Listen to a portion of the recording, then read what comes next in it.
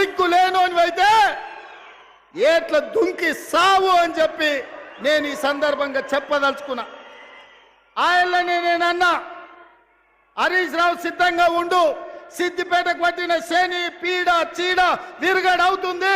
15 August లోపల 2 లక్షల వరకు రుణమాఫీ చేసి తీరుతామని మాట ఇచ్చిన ఇవాళ 15 ఆగస్టు నాడు మళ్ళీ అదే ఖమ్మం గడ్డ మీద నుంచి ఇవాళ సవాలు విసురుతున్న హరీష్ రావు, నీలో చీము నెత్తురుంటే నీకు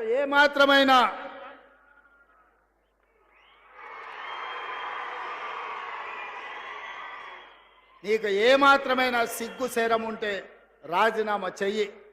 నువ్వెట్లాగూ రాజీనామా చెయ్యవు, నీది సిగ్గులేని జాతి.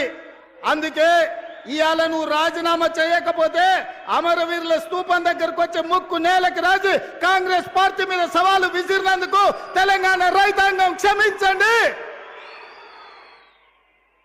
మాట తప్పని పార్టీ కాంగ్రెస్ పార్టీ రుణమాఫీ చేసింది.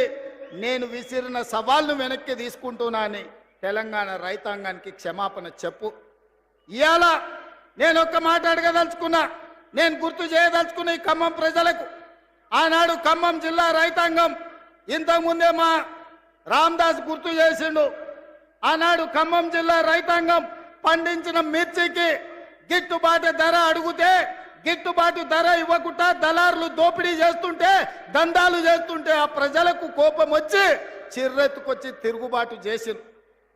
దళారులను శిక్షించి దళారులకు బేడీ లేచి జైలుకు పంపించాల్సిన కేసీఆర్ ప్రభుత్వం ఆనాడు ఈ ఖమ్మం జిల్లా రైతాంగాన్ని అరెస్టు చేసి జైల్లో పెట్టి బేడీ లేచి బజార్లు నడిపించింది.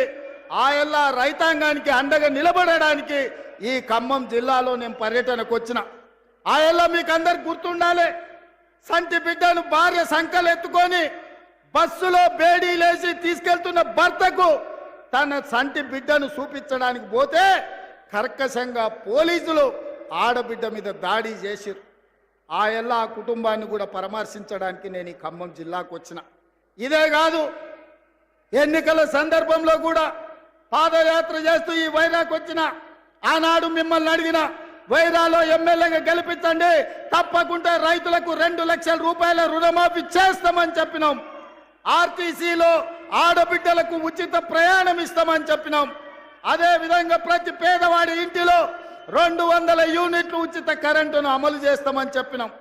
రాజీవ్ ఆరోగ్యశ్రీ పథకాన్ని 10 లక్షలకు విస్తరిస్తామని చెప్పినాం.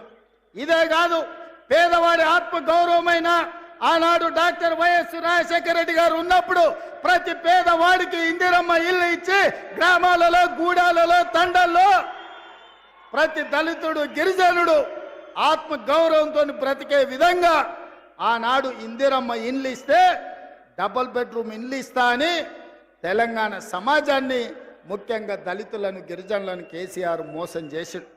అందుకే పొంగులేటి శ్రీనివాసరెడ్డి గారి శాఖ గృహ నిర్మాణ శాఖ నుంచి ప్రతి పేదవాడికి ఇల్లు ఇవ్వాలన్న లక్ష్యంతో ఈ సంవత్సరం ప్రతి నియోజకవర్గంలో 3500 ఇందిరమ్మ ఇండ్లు రాష్ట్రం మొత్తం 4,50,000 ఇండ్లను ఇవాళ పేదలకు మంజూరు చేసి ఇవాళ పేదలను ఆత్మగౌరవంతో బ్రతికించే విధంగా కార్యక్రమాలు తీసుకున్నాం. ఇన్ని కార్యక్రమాలు సెప్టెంబర్ 17, 2023 నాడు రాజీవ్ గాంధీ ప్రాంగణం తుక్కుగూడలో సోనియా గాంధీ గారు 6 గ్యారెంటీలను తెలంగాణకు ఇస్తే ఆ గ్యారెంటీలను అమలు చేసే ప్రయత్నం నిరంతరం నా మంత్రివర్గ సహచరులతోని మేము కష్టపడుతున్నాం.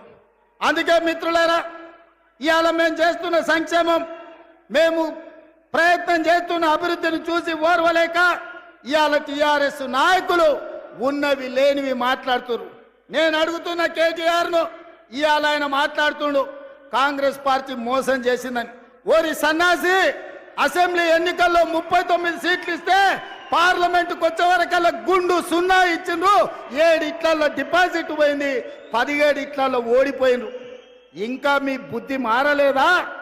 ఇంకా ఈ అబద్ధాలు మానరా? తండ్రి కొడుకులు బావ బామ్మార్దులని నేను అడగదలుచుకున్నా. నిజంగానే మీ మాటలు నమ్మితే తెలంగాణ సమాజం మిమ్మల్ని మనుషులుగా చూస్తే మీకు ఒక్క సీట్ అయినా ఇచ్చటోళ్ళు కదా. మీ పార్టీ పుట్టినప్పటి నుంచి ఇవాళ వరకు ఎప్పుడు లేనంత హీనంగా దీనంగా దివా